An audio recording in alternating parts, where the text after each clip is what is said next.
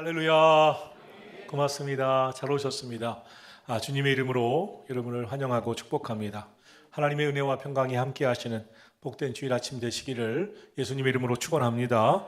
우리 함께 인사하겠습니다. 다 같이 오늘은 영혼육이 건강하시고 행복하세요. 이렇게 인사하겠습니다. 영혼육이 건강하시고 행복하세요. 우리는 사순절이 시작되어 이제 사순절기를 보내게 되었습니다. 예수님께서 우리 모두의 죄를 대속하기 위해서 이 땅에 오셨습니다. 그리고 대신 고난 받으셨습니다. 예수님은 우리의 죄를 구원하시기 위해서 십자가를 지셨습니다. 그리고 죽으셨습니다. 다시 부활하셨습니다. 그러므로 세계의 모든 교회들이, 모든 크리스찬들이 이 사순절이 되면 예수님의 십자가의 은혜를 생각하고 묵상합니다. 말씀을 더 묵상하고 기도하는 시간을 갖고 주님을 바라봅니다. 우리 교회도 마가복음 또 요한복음 말씀을 묵상하는데요. 여러분 모두가 함께 이 사순절 기간 주님의 말씀을 더욱 묵상하면서 주님을 바라보시기를 예수 그리스도의 이름으로 축원합니다. 오늘의 말씀은 요셉의 이야기입니다. 요셉의 이야기처럼 드라마틱하고 또 그 인생이 다이나믹하게 흘러간 사람도 없습니다. 요셉은 아버지로부터 참 특별한 사랑을 받은 그런 소년 시절을 보냈습니다. 아버지는 아들이 12명이나 있었는데 그 중에 11번째인 아들 요셉을 너무나 특별히 더 사랑했습니다. 형제들이 아들들이 12이나 있었는데 요셉에게만 남다른 제일 좋은 채색 옷을 입혔습니다. 늘 가까이 끼고 살았습니다. 사랑해 주었습니다. 그렇게 사랑을 많이 받고 성장한 요셉은 다른 형제들과 다른 면이 있었습니다. 늘 꿈을 꾸었습니다. 그리고 꿈 이야기를 하는 것을 좋아했습니다. 아버지 앞에, 가족들 앞에, 형제들 앞에 자신이 꿈 이야기를 했습니다. 아버지는 이 사랑하는 아들 요셉이 자신의 꿈 이야기를 들려줄 때마다 마음에 담고 하나님이 그와 함께 하심을 느끼고 있었습니다. 그러나 형들은 그럴수록 아버지가 더 사랑하기도 하고 꿈 이야기를 하면서 자기를 자랑하는 것 같은 이 요셉을 미워했습니다. 그렇게 형들의 요셉에 대한 미움이 그리고 분노가 쌓여가던 어느 날 형들이 저 들에서 양을 치고 있는데 아버지가 형들의 안부를 보고 오라고 요셉에게 심부름을 시킵니다. 어느 날 요셉이 그 들판에서 저 멀리서 오는 것을 형들이 바라보게 됩니다. 그때 형들끼리 의논을 합니다. 야, 지금이다. 요셉을 없애버리자. 꼴도 보기 싫다. 아버지가 끼고 도는 것도 너무 마음에 안 들다. 그래야 요셉은 형들에 의해서 채석옷이 벗겨지고 물도 없는 깊은 웅덩이에 빠져 나올 수 없는 처지가 되었습니다. 이 사막 광야 기후에서 이제 며칠만 있으면 그는 거기서 메말라 죽어야 할 그런 꼼짝없는 죽음의 운명을 갖게 되었습니다. 그런데 이 운명이 어떻게 돌아가는지 때마침 외국을 오가는 노예 상인들이 그곳을 지나가는 것을 형 하나가 발견하게 됩니다. 그러면서 이렇게 말합니다. 야, 피부친데 그래도 죽이는 것보다 아예 없애버리자. 저 노예 상인에게 팔아버리자. 그래서 요셉은 애굽 나라의 노예로 팔려오게 되었습니다. 아버지는 부자였고 특별한 사랑을 받았기 때문에 곱게 마치 왕자처럼 자란 요셉.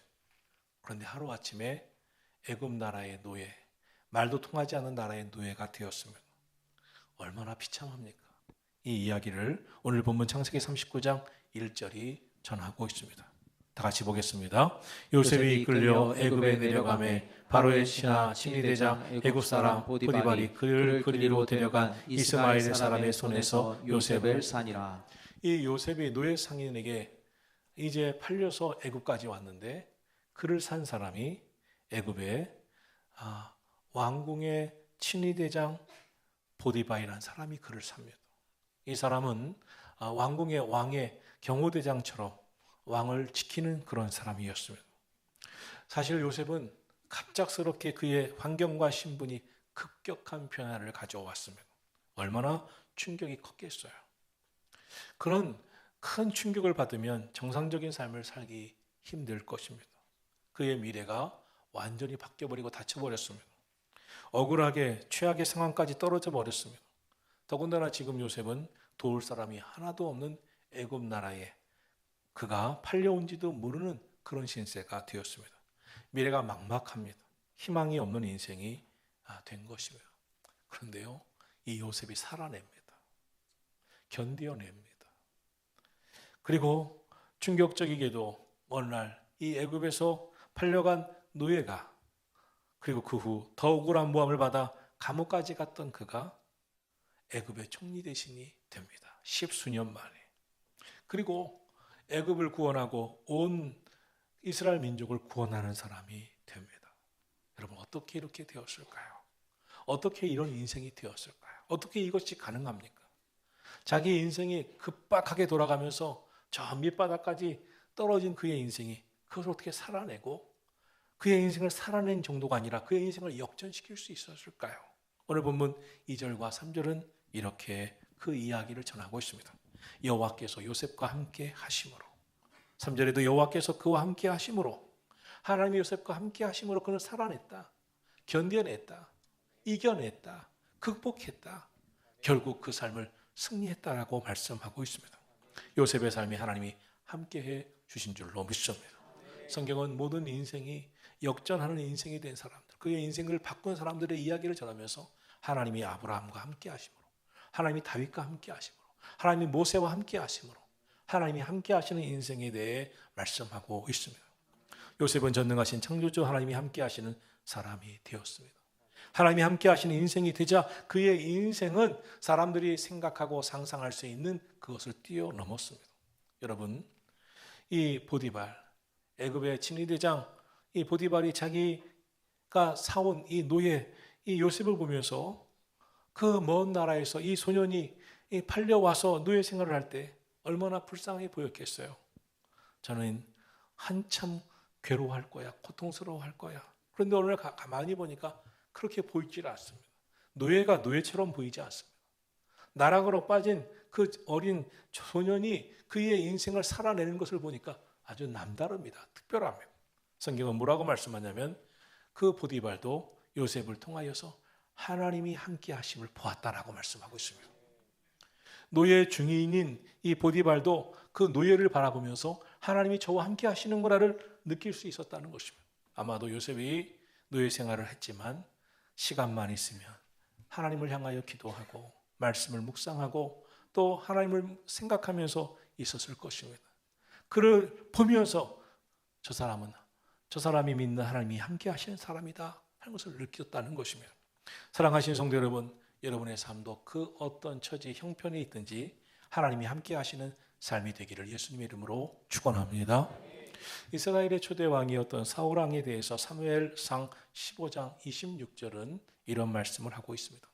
왕이 여호와의 말씀을 버렸으므로 여호와께서 왕을 버려 이스라엘의 왕이 되지 못하게 하셨음입니다. 이 사울 왕이 하나님의 말씀을 저버렸다, 순종하지 않았다, 불순종했다는 것입니다. 그러자 하나님께서도 이 사울 왕을 버리셨다는 것입니다. 하나님이 떠난 사울 왕, 더 이상 하나님께서 함께 하시지 않는 인생이 된 사울 왕, 그는 점점 더 파멸에 빠져 들어갔고 결국 비참하게 세상을 떠나가게 됩니다. 반면 두 번째 왕이었던 다윗에 대해서 성경 사무엘하 7장 9절은 이렇게 말씀합니다.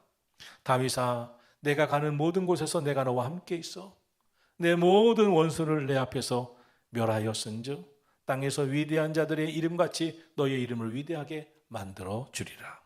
하나님은 하나님 마음에 합한 다윗과 함께해 주시겠다고 말씀하시고 그를 위대하게 하시겠다고 말씀하여 주셨습니다.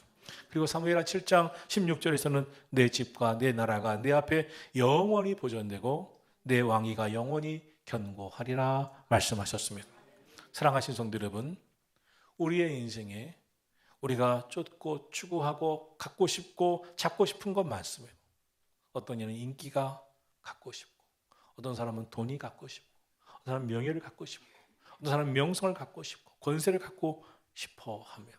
그런데 성경은 말씀합니다. 하나님이 함께하는 사람이 되어야 한다고. 전능하신 하나님이 함께 하시는 사람이 복 있는 인생이라고. 여러분은 하나님이 함께 하시는 인생이 되기를 예수님 이름으로 축원합니다. 그럼 하나님께서 함께 하시는 사람 요셉의 인생은 어떻게 되었을까요? 첫째로 하나님이 함께 하시니 요셉은 형통한 자가 되었습니다. 오늘 보면 2절, 3절 말씀입니다. 여호와께서 요셉과 함께 하심으로 그가 형통한 자가 되어 그의 주인 애굽 사람의 집에 있으니 그의 주인이 여호와께서 그와 함께 하심을 보며 또 여호와께서 그의 범사에 형통하게 하심을 보았더라. 아멘. 형통, 히브리어로 차라후라는 말입니다. 모든 일이 뜻한 바와 같이 잘 되는 것입니다. 그러나 이 말 속에는 하나님께서 함께 하셔서 그 사람이 가는 길이 하나님의 뜻과 목적 안에서 이루어지는 것을 또한 뜻합니다. 하나님이 요셉과 함께 하셔서 하나님께서 요셉을 위하여서 뜻하신 하나님의 섭리, 계획, 예정과 그 목적 안에서 요셉의 삶이 나아갔다는 것입니다.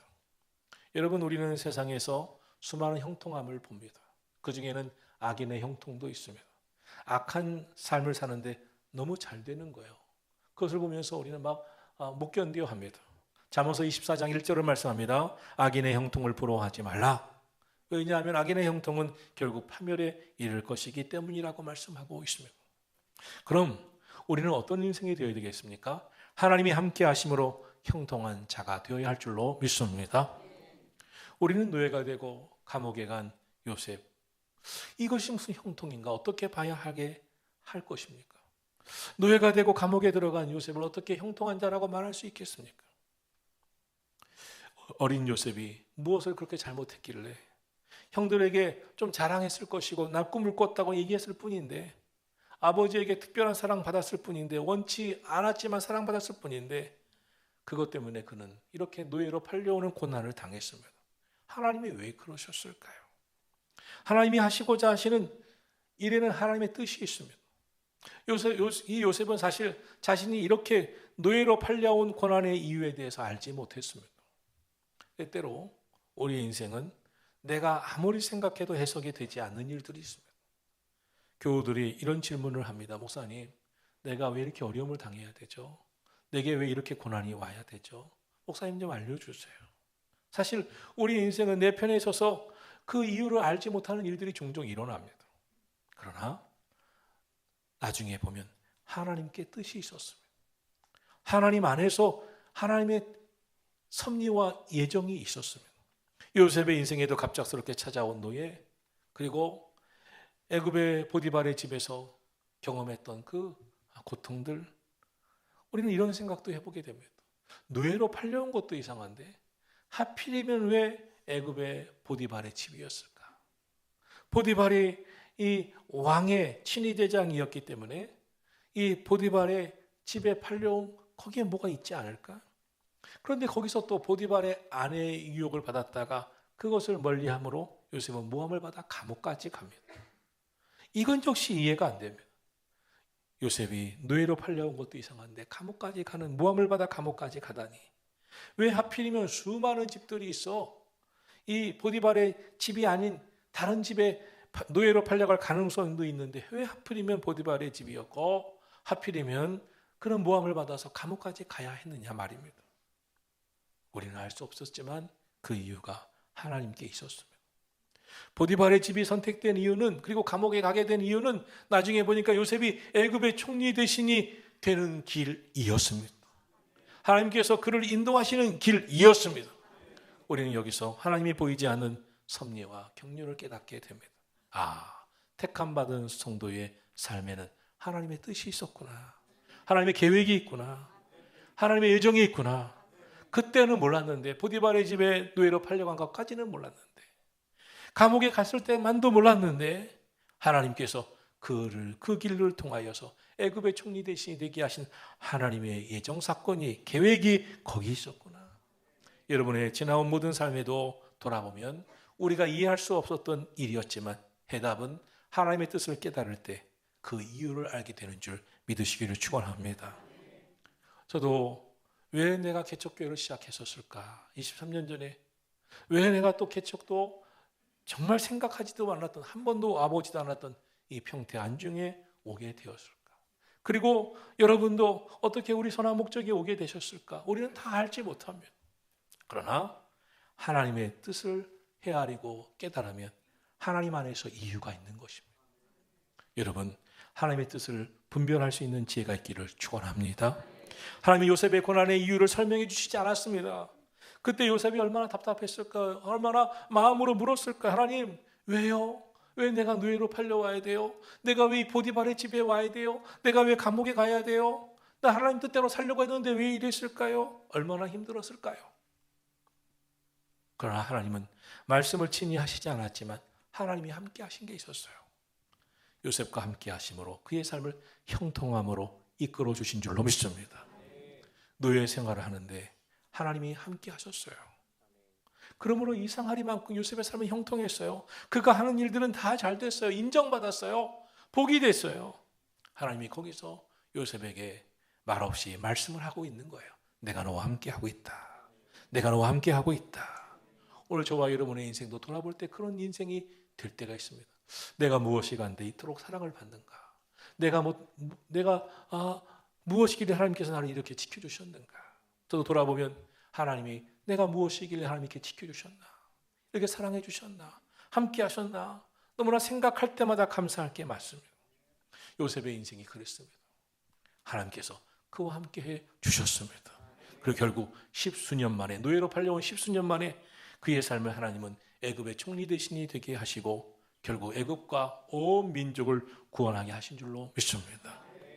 훗날 총리 대신이 된 요셉이 형들을 만납니다. 20여 년 만에 형들이 곡식을 구하러 와서 요셉을 만나게 됩니다. 그때 요셉이 이렇게 말합니다. 형님들이 나를 노예로 이곳에 판 것이 아닙니다. 형님들은 나를 노예로 팔았기 때문에 지금 만나서 너무나 두렵겠지만 형님들이 나를 이곳에 판 것이 아닙니다. 내가 알고 보니 하나님이 나를 먼저 이곳에 보내셨나이다. 요셉은 깨달았어요. 하나님이셨구나. 하나님이 나를 이곳에 보내셨구나. 하나님이 이렇게 고난 가운데서 삶을 인도하셨지만 그곳에 하나님이 함께 하셨고 형통하게 하셨구나. 여러분, 여러분의 인생도 고난도 있을 수 있지만 하나님이 오늘 함께 하심으로 여러분의 삶을 인도하고 계심을 믿으시기를 축원합니다. 결과적으로 요셉이 10대 노예로 팔려와 30세의 애굽 총리 됩니다. 하나님의 뜻을 이룹니다. 사실 하나님의 계획과 섭리였지만 요셉은 알지 못했기 때문에 너무나 힘들었을 것입니다. 그러나 그는 묵묵히 하나님께서 함께 하시를 믿고 믿음으로 살아옵니다. 여러분, 우리도 가끔 인생을 살아가는 가운데 고난을 내가 왜 겪어야 할지, 내가 지금 왜 힘들어야 할지 이유를 찾지 못해 괴롭고 고통스러울 때가 있을 것입니다. 그러나 그런 경우에도 믿음으로 하나님은 나를 사랑하시고 하나님의 섭리 속에 인도하고 계심을 믿으시기를 예수님의 이름으로 축원합니다. 하나님의 손길이 여러분 삶 속에 함께하고 계십니다. 하나님을 믿으며 결국 우리는 고난과 역경에서 승리하고 어려움에서 벗어납니다. 그러므로 그 어느 순간에도 믿음의 자리를 놓치지 마시고 하나님 떠나지 마시고 믿음으로 살아가시기를 예수님의 이름으로 축원합니다. 사랑하는 성도 여러분, 하나님은 여러분을 사랑하십니다. 그리고 택함받은 여러분과 함께 하시고 여러분을 향해서 놀라운 계획을 갖고 계십니다. 성경 창세기부터 요한계시록에 이르는 모든 성경의 요약은, 성경의 말씀은 하나님은 너를 사랑하신다, 너를 향하여 놀라운 계획을 갖고 계시다, 이 말씀을 우리에게 전하고 있는 것입니다. 믿으시기를 축원합니다. 오늘 성경을 말씀합니다. 하나님께서 요셉과 함께 하심으로 하나님은 요셉을 버리지 않으셨습니다. 책임져 주셨습니다. 함께 하셨습니다. 그런데 요셉도 하나님을 한 번도 떠나지 않았습니다. 하나님을 잊지 않았습니다. 하나님을 붙들고 있었습니다. 사랑하는 성도 여러분, 하나님을 붙드시기를 축원합니다. 하나님이 여러분과 함께 하심을 믿으시기를 축원합니다. 그렇습니다. 하나님께서 함께 하시는 그 삶이 형통입니다. 모든 것이 합력하여 서로를 이루게 될 줄로 믿습니다. 찬송가 가사에 이런 가사가 있죠. 무슨 일을 만나든지 만사 형통하리라. 찬송가는 그렇게 말씀합니다. 무슨 일을 만나든지 만사 형통하리라. 이 무슨 일이 요셉에게는 노예로 팔려온 일도 될 것이고 억울하게 감옥에 가는 일도 되었습니다. 무슨 일을 만나든지. 그런데 그 억울한 일, 그 고통스러운 일을 만났는데 가보니 형통했어요. 죽을 것 같을 줄 알았던데 가보니 거기서 형통했어요. 인정받았어요. 가정총무가 됐어요. 감옥에서는 그에게 대표 자리를 주면서 그의 모든 일을 맡기고 노예가 아니라 자유인처럼 살았어요. 무슨 일을 만났는데, 억울한 일을 만났는데 형통했어요. 우리는 형통을 내가 좋은 일로만 생각하는 오해를 갖고 있습니다. 내가 원하는 것은 돈 버는 것이었는데, 내가 원하는 것은 성공하는 것이었는데, 내가 원하는 것은 명예를 얻는 것이었는데, 내가 원하는 것은 권세를 잡는 것이었는데 결과가 내 생각과 너무나 달라. 이게 뭐야? 엉망이야? 할 때가 있습니다. 그러나 여러분, 형통은 고난이 다 사라져버리는 아무것도 없는 것이 아니라 내 삶에 고난이 있어도 그 고난을 뚫고 극복하고 이겨내는 겁니다. 여러분의 삶에 그 어떤 고난도 하나님이 함께 하심으로, 형통함으로 고난도 넉넉히 이기기를 예수 그리스도 이름으로 축원합니다. 요셉이 보디발의 집에 노예로 팔려갔지만 하나님이 항상 함께 하심으로 그 환경에서도 형통했기 때문에 그는 노예의 신분이었지만 주인 보디발은 이 노예 요셉을 보면서 요셉은 하나님이 함께 하시고 형통한 자라는 것을 느꼈기 때문에 그때부터 그를 동력자처럼 여깁니다. 가정의 모든 것을 다 맡깁니다. 재반 사부를 다 맡기고 가정 총무로 맡깁니다. 심지어 재산을 다 맡깁니다. 성경은 6절에서 이렇게 말씀하고 있습니다. 자기가 먹는 것 외에는 다 맡겼더라. 여러분, 누가 자기의 재산을 맡길 수 있습니까? 누가 자기의 모든 것을 다 맡길 수 있습니까? 요셉이 노예지만 그런 사람으로 보였던 것입니다. 하나님께서 함께하는 사람, 범사에 형통한 사람, 요셉이 내 일을 맡아주는 게 더 좋아, 더 잘 되는 일이야, 더 형통한 일이야, 더 알맞은 일이야, 더 복이 되는 일이야, 이렇게 인정받게 된 줄로 믿습니다. 사랑하시는 성도 여러분, 여러분도 사업장에서 사업을 하시거나 직장에서 직장 생활하거나 또 함께 어울릴 때 느끼지 않습니까? 저도 목회하시는 교회 목사로서 우리 부교육자들을 볼 때, 또 성도들을 볼 때, 저 부교육자 때문에 너무나 교회가 잘 되고 있는 것 같아. 저 성도님이 우리 교회는 정말 형통한 자야. 그런 분들이 있습니다. 저 성도는 정말 놓치고 싶지 않아. 저 교육자는 정말 중요한 교육자야. 이렇게 느끼는 분들이 있습니다. 이 보디발의 눈에도 요셉이 그렇게 보인 겁니다. 요셉은 하나님이 함께하는 사람, 요셉은 형통한 사람, 정말 믿을 만한 사람, 내 것 다 맡겨도 되는 사람. 이 정도 되면 요셉이 노예로 팔려와 고난을 받는 고난이 문제가 아닙니다. 그 인생에 하나님이 함께 하시느냐, 함께 하시지 않느냐가 문제인 줄로 믿습니다. 여러분 인생의 고통이 문제입니까? 여러분 잘 사는 집에 풍파가 없어요? 풍파가 더 많죠. 여러분 아무리 잘 살아도 인생에 풍파가 있는 게 좋습니까? 하나님이 함께 하시는 형통이 있으시기를 축원합니다. 요셉은 하나님이 함께 하셨어요. 그래서 형통했어요. 그러므로 요셉은 어떻게 되었나요? 둘째로 요셉은 하나님이 함께 하시니 인정받는 사람, 사랑받는 사람이 되었습니다. 4절입니다. 함께 보겠습니다. 요셉이 그의 주인에게 은혜를 입어 섬김에 그가 요셉을 가정 총무로 삼고 자기의 소유를 다 그의 손에 위탁하니. 요셉을 보면서 형통한 자라고 느꼈던 보디발 주인은 그에게 다 맡깁니다. 너가 맡아줘라. 너가 맡는 게 낫겠다. 이 요셉은 그를 인정하지 않을 수 없는 사람이었습니다. 이 주인 보디발이 노예 요셉을 자신의 동력자로 여겼습니다. 이 보디발의 눈에도 요셉은 하나님이 함께하는 사람, 특별한 사람이었습니다. 이런 사람을 어찌 인정하지 않을 수 있겠습니까? 어찌 사랑하지 않을 수 있겠습니까? 그래서 그의 모든 소유를 다 맡깁니다. 돈을 맡길 수 있다는 것은 그 사람을 향한 놀라운 신뢰입니다. 요셉은 모든 사람에게 사랑받고 인정받는 사람이 되었습니다. 여러분 어떤 사람이 복이 있는가요?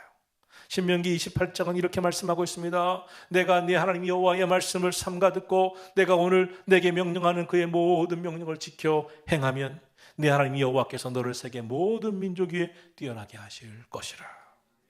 내가 네 하나님 여호와의 말씀을 청종하면 이 모든 복이 내게 임하며 내게 이르리라. 그러면 성읍에서도 복을 받고 들에서도 복을 받을 것이며 내 몸의 자녀가 복을 받게 될 것이고 내 토지의 소산이 복을 받을 것이 될 것이며 내 소와 양의 새끼가 복을 받을 것이라. 내 광주리와 떡반죽 그릇이 복을 받을 것이며 내가 들어가도 복을 받고 나가도 복을 받을 것이라. 할렐루야. 요셉이 그랬습니다. 그의 삶은 고난이 그의 삶을 완전히 점령한 것 같았는데 하나님께서 함께 하시니 그는 얼굴이 밝았을 거예요. 지혜로워 보였을 거예요. 남달했을 거예요. 겸손했을 거예요. 그러자 그를 볼 때마다 요셉은 다르다. 요셉은 남다르다. 요셉은 하나님이 함께 하시는 사람이다. 느꼈을 겁니다. 저와 여러분, 우리에게도 구원받은 자의 밝은 자상이 함께하기를 축원합니다. 성도 여러분의 삶도 요셉처럼 하나님이 함께하심으로 형통하시고 인정받고 사랑받게 되기를 축복합니다. 셋째로, 요셉은 하나님이 함께하시니 그가 맡아 하는 일마다 복이 임했고 축복의 통로가 되었습니다. 5절입니다. 같이 읽습니다. 그가 요셉에게 자기의 집과 그의 모든 소유물을 주관하게 한 때부터 여호와께서 요셉을 위하여 그 애굽 사람의 집에 복을 내리심으로 여호와의 복이 그의 집과 밭에 있는 모든 소유에 미친지라. 아멘. 요셉은 자기만이 아니라 요셉 주변에 있는 다른 사람까지도 복을 받게 했습니다. 진정한 복은 이거 아닙니까? 나로 인하여서 다른 사람이 복을 받는 복, 나 때문에 가족들이 복을 받아요. 나 때문에 옆에 있는 사람들이 복을 받아요. 나 때문에 가정이, 또 교회가, 나라와 민족이, 직장이, 사업장이 복을 받아요. 요셉 때문에 주인의 가정이 복을 받게 되었습니다. 우리 자신이 있는 곳마다 우리 여러분으로 인하여 복을 받으면 얼마나 좋을까요? 여러분 때문에 여러분의 이웃이 복을 받게 되기를 축복합니다. 복은 하나님이 주시는 거예요. 복의 근원은 하나님이십니다. 여러분, 복은 하나님과 함께 할 때 오는 거예요. 그리고 또 다른 사람을 복되게 해주는 거예요.